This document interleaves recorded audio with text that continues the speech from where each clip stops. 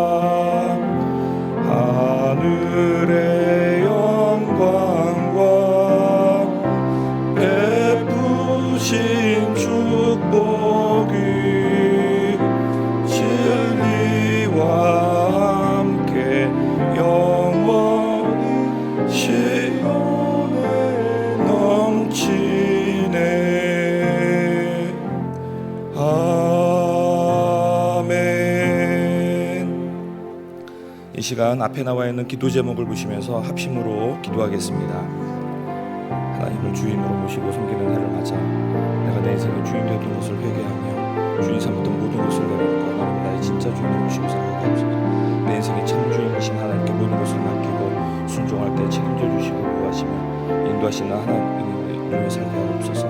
나라와 시대를 지키고 교회와 탐사를 지킬 수 있도록 포괄적 차별금지법과 포괄적 성교육을 막아주옵소서. 뿐만 아니라 교회를 무너뜨리려고 하는 모든 악한 정책과 시도들이 무너지게 하옵소서. 이 어려운 때에 우리 교회를 이끌어가신 담임 목사님을 더 강력하게 붙들어 주시고 복음과 시대를 잘 감당할 수 있는 성령의 지혜를 주시고 주인 사명을 잘 감당하고 사역에 집중할 수 있도록 모든 사역의 공격을 은혜의 불순간으로 막아주옵소서. 특별히 건강을 지켜주시고 목사님의 가정을 성령께서 평안케 하옵소서. 담임 목사님께 넘치는 영광과 강한 여건을 부주셔서 시대의 사명을 힘있게 감당하게 하시고 다음 세대 사명과 복음 통일과 일반 선교를 잘 감당할 수 있게 하옵소서. 하나님 아버지, 하나님을 주인으로 모시고 섬기는 해를 맞아 내가 내 인생의 주인 되었던 것을 회개하며 주인 삼았던 모든 것을 내려놓고 하나님을 나의 진짜 주인으로 모시고 살아가게 하옵소서.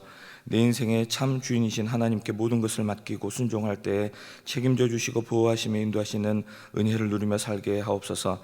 나라와 이 시대를 지키고 다음 세대를 지킬 수 있도록 포괄적 차별금지법과 포괄적 성교육을 막아 주옵소서. 이뿐 아니라 교회를 무너뜨리려고 하는 모든 악한 정책과 시도들이 무너지게 하옵소서.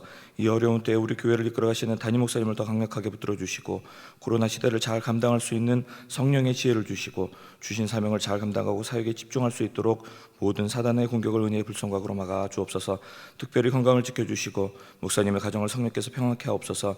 담임 목사님께 넘치는 영감과 강력한 영권을 부어주셔서 시대적 사명을 힘있게 감당하게 하시고 다음 세대를 세우는 일과 복음 통일과 열방 선교를 잘 감당할 수 있게 하옵소서. 오늘 이 시간 말씀을 통해 은혜를 주시기를 원하옵고 예수님의 이름으로 기도하옵나이다. 아멘. 오늘 우리에게 주시는 하나님의 말씀은 사도행전 12장 1절로 5절의 말씀입니다. 신약성경 207면에 있습니다. 사도행전 12장 1절로 5절 말씀입니다. 교독 후에 끝절은 합독합니다. 그때 헤롯 왕이 손을 들어 교회 중 몇 사람을 해하려 하여 유대인들이 이 일을 기뻐하는 것을 보고 베드로도 잡으려 할새 때는 무교절이라.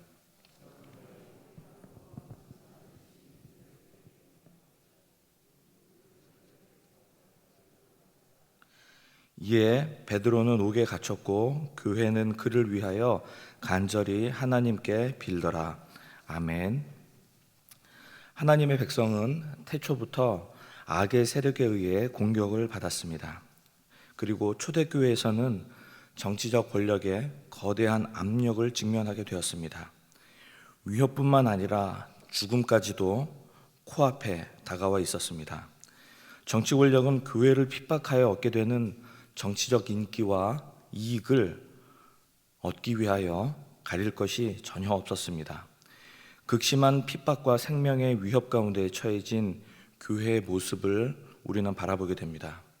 어쩌면 우리 시대의 모습이 이러한 모습이 아닌가, 그 비슷한 모습을 찾게 되기도 합니다. 같이 교회를 섬기던 야고보의 죽음을 성도들이 깊이 애도했습니다. 성도들이 마음 아파하며 그의 떠나감을 놓고 있지만 세상은 이 점을 기뻐하고 또 다른 한 명의 지도자를 희생양으로 삼으려고 합니다. 또 다른 지도자를 잃게 될 처지에 놓인 성도들은 간절히 기도했습니다. 베드로까지 잃게 된다면 너무나 큰 교회의 빈 자리를 보게 될 것이고 그가 말씀을 나누고 기도하며 교회의 일을 돌보는 모습을 너무나 애숙하게 될 것이 틀림없고 그 빈자리가 너무도 크기 때문이었습니다. 우리는 고난과 역경 앞에서 무력감을 느끼게 됩니다. 질병과 상실이 우리 삶에 찾아올 때 우리는 무력감을 느끼고 좌절하고 분노하게 됩니다. 아무것도 할 수 없다는 무능력감에 빠지게 됩니다. 하지만 믿음의 백성들은 그러한 상황 가운데서 찾아갈 곳이 있습니다. 그것은 바로 하나님 앞입니다. 우리에게 찾아오는 큰 역경은 그것이 큰 역경일수록 우리에게 더욱 큰 간절함을 가져오게 됩니다. 고난이 앞에 있을 때는 모든 것을 다 잃어버린 것 같고 내게 남아있는 것이 아무것도 없는 듯합니다. 하나님께서도 침묵하시는 것 같고 근데 왜 나에게 이런 고난을 주시는지 도무지 그 이유를 찾을 수가 없습니다. 시간이 지나면서 자신이 겪고 있는 고난과 역경 앞에서 교만함을 버리게 되고 세상의 먼지를 털어버리며 하나님만을 구하고 있는 우리의 모습을 발견하게 됩니다. 사실 고난이 너무 크기에 하나님 왜 이런 일을 저에게 주십니까? 라고 토로합니다. 왜 이런 일이 나에게 일어납니까? 왜 이렇습니까? 하지만 그 가운데 우리 마음에는 무언가 평안한 고요함이 찾아옵니다. 그 고요함 가운데 결과 여부를 초월하는 듯한 그러한 마음이 우리 마음에 들게 되는 것입니다. 그러면서도 우리는 간절히 기도합니다. 나의 소원이 충족되기 때문에 좋기도 하고 믿음의 응답을 구하기도 하지만 이 말도 안 되는 상황 가운데 나에게만 집중되었던 마음이 간절히 하나님께 집중하고 있는 그러한 변화의 모습을 우리가 발견하게 되는 것입니다. 초대교회는 베드로를 위해서 어떻게 기도했을까요? 순교를 장렬히 맡게 하옵소서, 이렇게 기도했을까요? 아니면 어떻게든 살려주옵소서, 이렇게 기도했을까요? 살아나온 베드로를 보았다는 어린아이의 증언을 대하는 교인들의 모습을 보면 무언가 우리에게 시사해 주는 것이 있습니다. 어쨌든 무력감이 아니라 우리는 간절함으로 기도해야 합니다. 기도할 때 간절함으로 해야 합니다. 5절에 보면 이에 베드로는 옥에 갇혔고 교회는 그를 위하여 간절히 하나님께 빌더라, 이렇게 말씀하고 있습니다. 원문에는 기도가 앞에 있습니다. 이렇게 두 문장이 모두 다 수동태인데, 베드로는 감옥에 갇혔다, 베드로는 투옥되었다, 기도가 들어졌다, 하나님께, 교회에 의해서. 그러니까 문장의 중점이 어디 있냐면 초점은 기도에 있습니다. 베드로는 투옥되었는데 기도가 드려졌다, 교회에 의해서 하나님께. 문제가 발생하면 기도가 드려져야 합니다. 고난이 찾아오면 기도가 드려져야 합니다. 질병이 찾아오면 기도가 드려져야 합니다. 문제가 찾아올 때 우리는 기도를 하나님 앞에 드려야 하는 것입니다. 어떻게 기도했습니까? 간절히 기도했습니다. 간절이란 말은 여기서 무엇인가를 잡기 위해 있는 힘을 다해 내뻗는 근육의 모습을 말합니다. 근육을 최대한의 임계점까지 내뻗는 그러한 모습을 말하고 있습니다.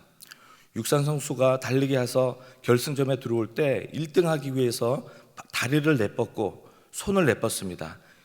머리를 앞으로 내밉니다. 자신의 힘을 다해서 근육을 끝까지 내뻗는 그 모습입니다.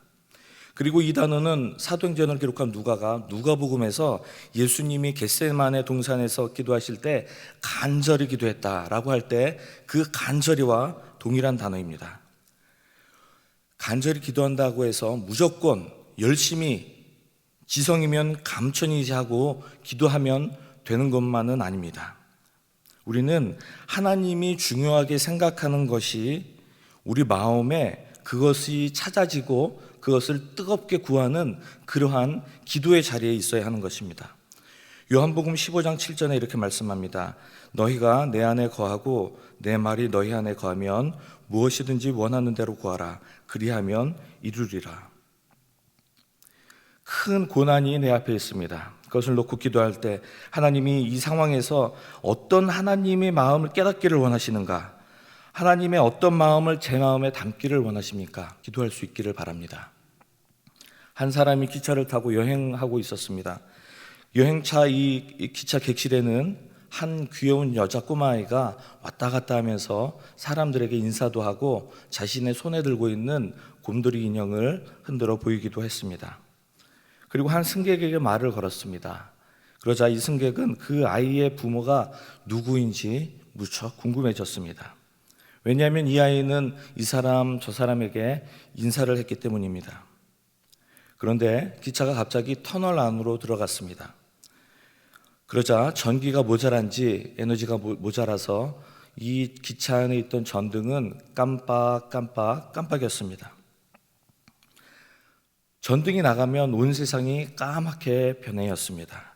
그리고 순간적으로 불이 들어왔을 때 잠깐 볼 수 있게 되고 다시 모든 세상이 깜깜해지는 그 깜빡하는 터널 안을 지나고 있을 때 이 아이는 객실의 저쪽 끝에 있는 아버지에게로 달려가는 것을 이 여행객은 보았습니다.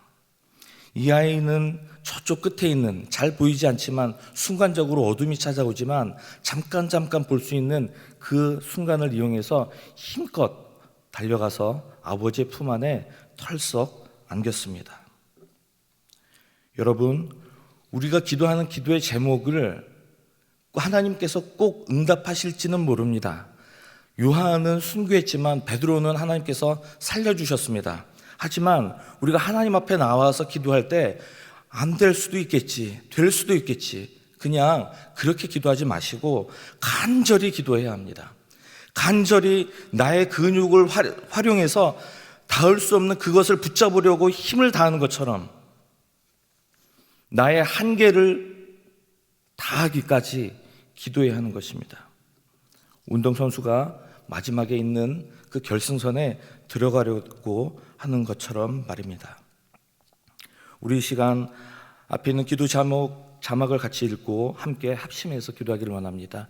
앞뒤가 막힌 상황 같은 데서 의지할 곳이 없는 순간에 하나님을 바라보고 의지하고 찬양할 수 있는 믿음을 허락하여 주옵소서. 막힌 골목 같은 이 순간을 헤어나도록 인도하여 주옵소서. 하나님, 의사를 찾아가야 하고 수술을 해야 하고 하나님, 기다리고 있는 소식들이 있으며 사업에 막다른 골목에 있습니다. 하나님, 가정에 막다른 골목에 있습니다. 하나님, 이 시간 우리를 도와주시고 내 눈앞을 볼 수 없지만 나를 인도하고 계신 하나님, 내가 야고보처럼 순교할지도 모르고 베드로처럼 살아날지 모르지만 그 결과를 우리가 기대하고 기도하지 않게 하여 주옵소서. 간절히 기도하게 인도하여 주옵소서. 하나님, 우리가 있는 힘을 다하여 하나님, 우리의 근육을 다하여 마음의 근육을 다하여 하나님 앞에 끝까지 기도할 수 있도록 인도하여 주시고 우리의 마음의 힘으로 기도할 수 있도록 성령께서 우리를 도와 주옵소서. 하나님, 우리가 입으로 내뱉든지 속으로 기도하지 간에 하나님 앞에 전심으로 기도할 수 있도록 주께서 인도해 주시기를 원합니다.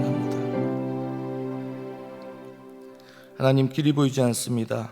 막다른 길 끝에 서 있습니다. 하나님만을 바라보니 인도하여 주옵시고 간절히 구하는 하나님 성도들의 기도를 응답하여 주시고 하나님께서 중요하게 생각하는 것이 무엇인지 깨닫도록 인도하여 주옵소서. 내가 주님 안에 있기를 원합니다. 주님 말씀이 저희 안에 있기를 원합니다. 하나님께서 응답을 이루시는 것들을 경험하기를 원합니다. 함께하여 주옵소서. 예수 그리스도의 이름으로 기도하옵나이다. 아멘. 계속해서 담임 목사님과 교회, 나라와 민족과 선교사님을 위해 기도해 주시고 기도회를 마무리해 주시기 바랍니다.